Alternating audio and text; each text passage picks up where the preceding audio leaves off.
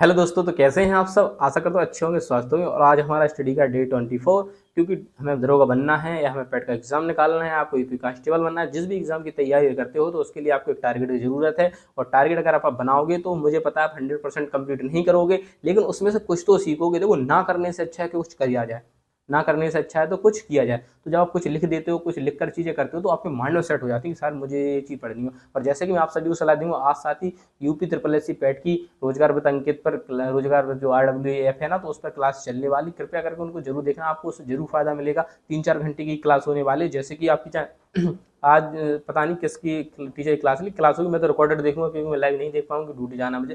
तो मैं ड्यूटी से जैसे आगे उस क्लास को जरूर कंप्लीट करूंगा। मैं आपसे वादा करता हूँ, मैं आपको बताऊंगा मैंने उस चीज़ से क्या सीखा। और उसकी पीडीएफ भी मिलेगी। पीडीएफ और टेली उधर से लिंक से, मतलब जो उनका ऐप है वहाँ पे आपको टेली मिल जाएगी पीडीएफ। पीडीएफ को करो, आप पीडीएफ से रिवीजन करो उसको, साथ ही इससे 120% फायदा मिलेगा। और आपको इसमें बूस्ट करने के लिए मिलेगा। हर मेरे तो नंबर बढ़ गया, ठीक है। और आपसे जैसा कहा था कि आज से मॉक स्टार्ट देना स्टार्ट करेंगे, तो आज से मॉक भी स्टार्ट करेंगे आपका पेट का। और जैसे जैसे नंबर बताएंगे कि जितने चाहते हो 30 आए चाहे 20 आए, उससे मुझे फर्क नहीं पड़ता, क्योंकि आप सब जानते हो और मुझे खुद पता है भाई, मेरी जो मैं अपने माइंड में बैठा लिया था कि मेरी जीके कमजोर है, जीके कमजोर है। तो आज तक जब से पढ़ रहा हूँ, आज तक मैंने जीके को पढ़ ही नहीं पाया। और तो आप सब जानते हो पेट में क्या नहीं, जीके सिर्फ 30 क्वेश्चन आपके मैथ रीजनिंग से आने। तो 30 क्वेश्चन से क्या होगा, 30 क्वेश्चन हल करने से थोड़ी कुछ होगा।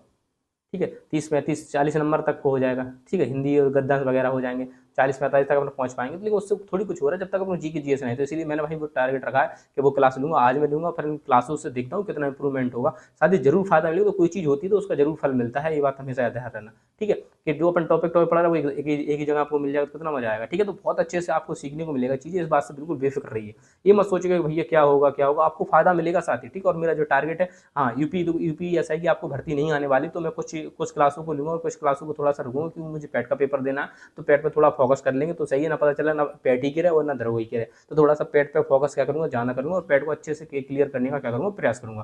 ठीक है, और देखो आपको अपडेट दूंगा, आज मैं मॉक दूंगा, फिर बताऊंगा देखो साथी मेरे नंबर आया। ठीक है, बिल्कुल मस्त रहिए और चीज़ों को सीखते रहिए। और कोई डाउट हो तो मुझे कमेंट करिएगा। और मुझे ज्योग्राफी पढ़ने में बहुत मजा आ रहा है, और हाल फिलहाल चीज़ें याद भी हो जा रही है, तो मैं बहुत अच्छा पढ़ा रही हूँ। एक बार उस क्लास को जरूर देखें।